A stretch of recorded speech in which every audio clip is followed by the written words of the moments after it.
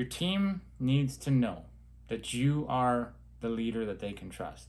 They don't care that you know every answer, but they need to know that they can trust you. They need to know that you have their back.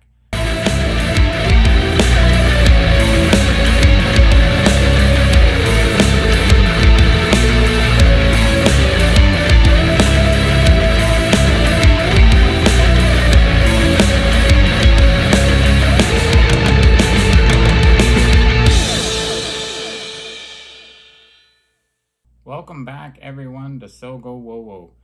I know it has been a while, and I apologize for that. There's a couple of reasons for it. One, I've been extremely busy in a new position. Started as a general manager for a retail business that sells all sorts of products from hardware to bulk fuel to even a grocery store. So it's been keeping me on my toes. It's been awesome, but it's also another form of the blue collar life and another transition after years of leading in different areas. I moved to a different province in Canada, a little further east in Saskatchewan now. We have a nice home here. Things are going well. They're challenging, but I'm definitely loving the challenge. I apologize for being away for so long. I've been trying to keep up with any new fresh comments that have been coming in, and I appreciate all of you for continuing to comment on our videos, even though we haven't been posting any for quite some time now. But hopefully that is going to change and go back to normal, or I post at least once a week. I'm just so happy to be back, happy to have all of you here with me, and happy that you guys continue to watch our videos. What I wanted to talk to you about in this video is something that I've been going through for the last almost 6 months now. And there was a prior leader to me in this position that had came in for a short amount of time, stirred things up, and left. Then a vacancy opened up, to which I got the position. There's some things that happen when you come in, when you're dropped in from outside as a leader, when you take over a managerial position. That could be from any managerial position. It could be from a grocery manager to a meat manager to a sales manager to an equipment manager to a parts manager. This video is more regarding what happens when you come from outside the organization, and 5 steps to help you ease the transition for not only yourself, but for the people working with you and under you. Number 1, don't go too fast. This is one of the hardest things for a new boss, for a new leader, for a new supervisor to really grasp when they come into a position. Now, sometimes the jobs don't last long enough, say in different areas of blue collar world. You're maybe only on a site for a month, or maybe for 2 months, or maybe for 6 months. You can't spend a whole bunch of time sometimes doing this. Now, in my situation, I've been very fortunate to be able to spend more time to do this. So I'm just gonna say there isn't a standard set time to do this. It is more of a advice on what you could do when you first drop in from the outside of an organization. Don't go too fast. You're new there, but everyone else isn't. They've been working on this site, they've been working in this store, they've been working in this restaurant, they've been working in this factory for could be 25, 30 years. Some of them maybe only a year, some of them maybe only 6 months. The point is, though, almost all of them will have been there longer than you. So don't go too fast. Don't try to change things too quickly. Allow them a little bit of time, whether that's even a couple of days, but just allow them a little bit of time to understand you and to feel comfortable with you before you start hacking and slashing and changing and upsetting things that they may have been doing for 20 some years. Now, I'm not saying that things don't need to change sometimes. What I'm saying is you have to take it easy with your new personnel, with your new staff, with your new crew. You have to give them time to adapt to you. You know, and you in your mind, you understand what you want them to do, but they may have never had a leader like you before, and they've never maybe heard of some of your ideas or thought of your ideas that way. So it's going to be hard for them to move quickly on some of these things. So if you just give them as much time as possible, I guarantee you they'll be way more understanding, and they'll back you much sooner if you just allow them to be to absorb you, to just be around you, to feel your presence without making rash decisions right away. Number 2, give everyone a chance. Do not, and I repeat, do not take other people's opinions as gospel. Now, absolutely listen to other people's opinions, but what I mean is they may have had an issue with that person or with that customer or with that client. But if you go in with a fresh start, with no predispositioned anger or anxiety or any of those types of things, you'll have a much better chance, a much easier time smoothing and soothing problems that could have been there for years. And all it takes is someone like you to now come in and look at it a little bit differently, a little more openly, forgive those people. Well, you don't even have to forgive them because you don't know them. You're just giving them a free chance to impress you.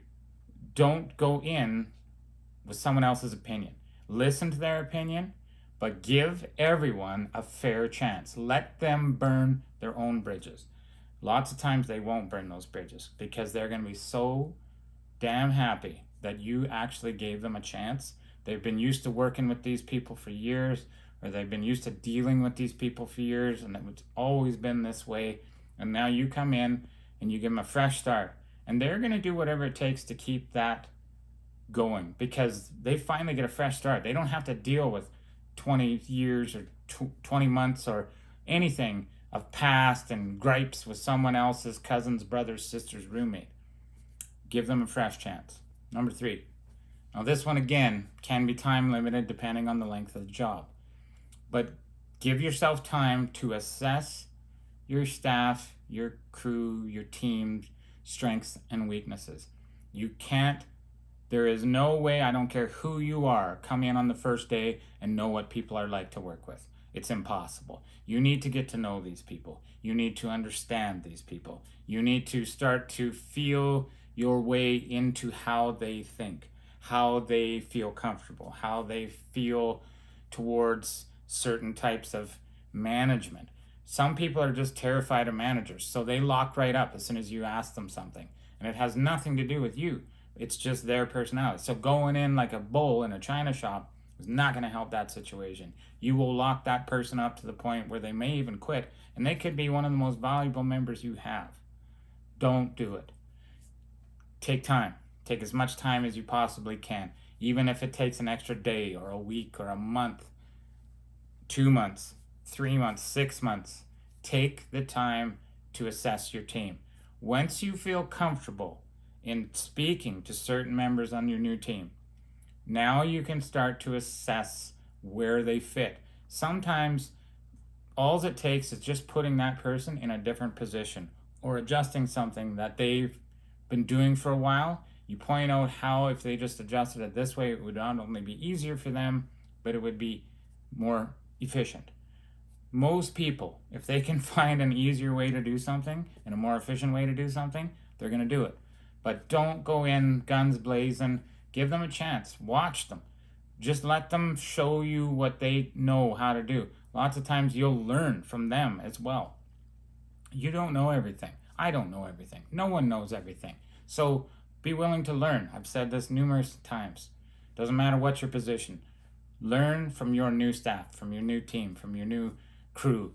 Learn from them. Let them teach you what they feel comfortable with. And that way, when you do ask something of them later on, they realize and they understand that you have actually listened to them and given them respect as a human being.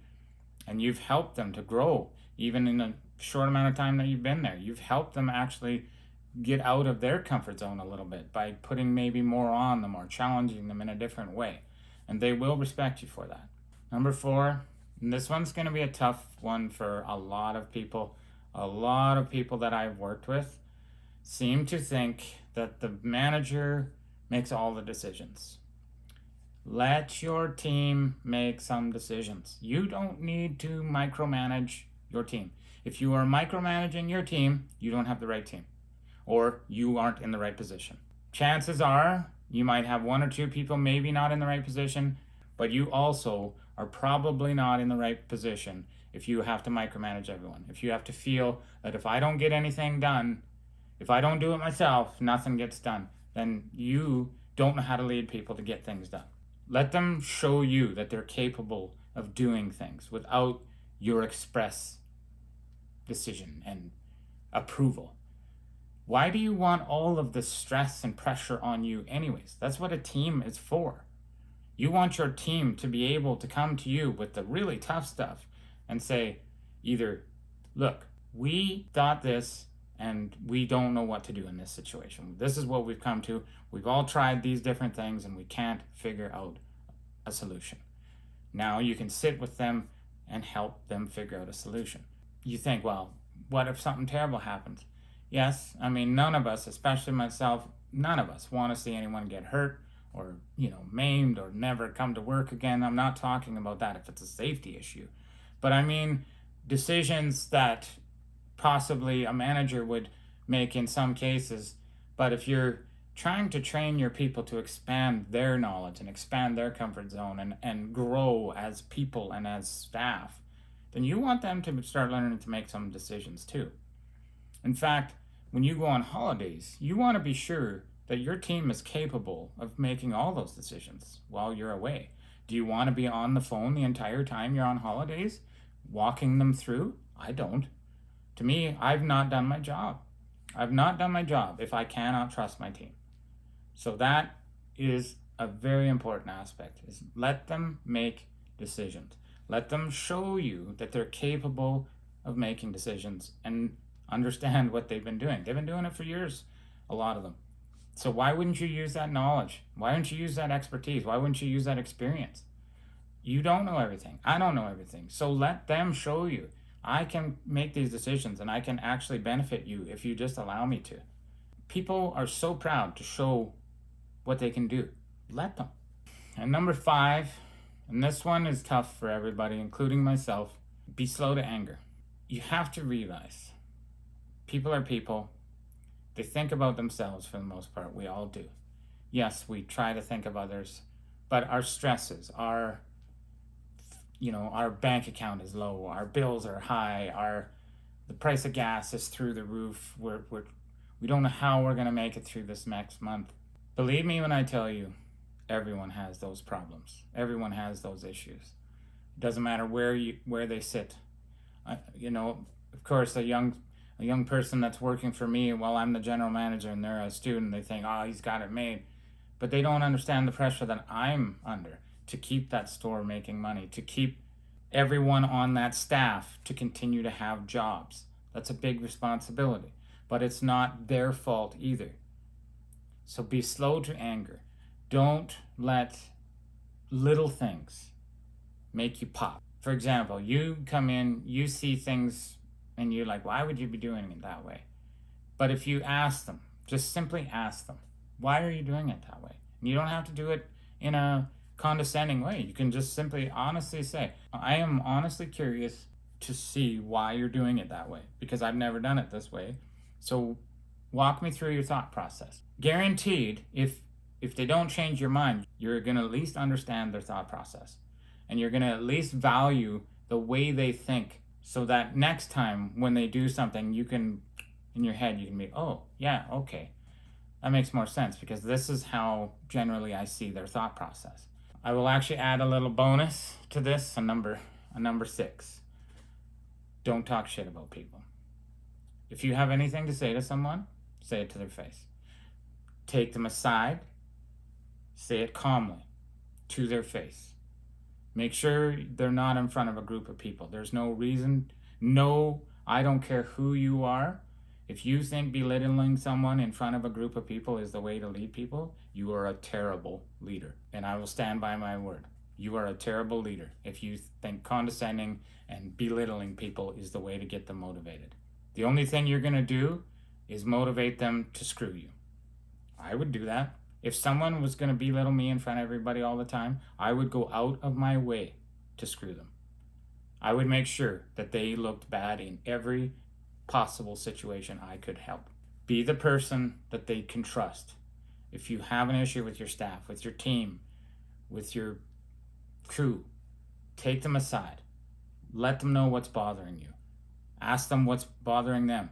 You don't have to be a counselor, but sometimes just listening to them and understanding that they have frustrations and they're scared, it goes a long ways. It goes a really long ways. And it really helps build rapport with your crew and your team and your staff. They need to look at you as someone they can trust to make the hard calls. Right, wrong, or otherwise, when the things get tough, they want to look at you and say, what do we do?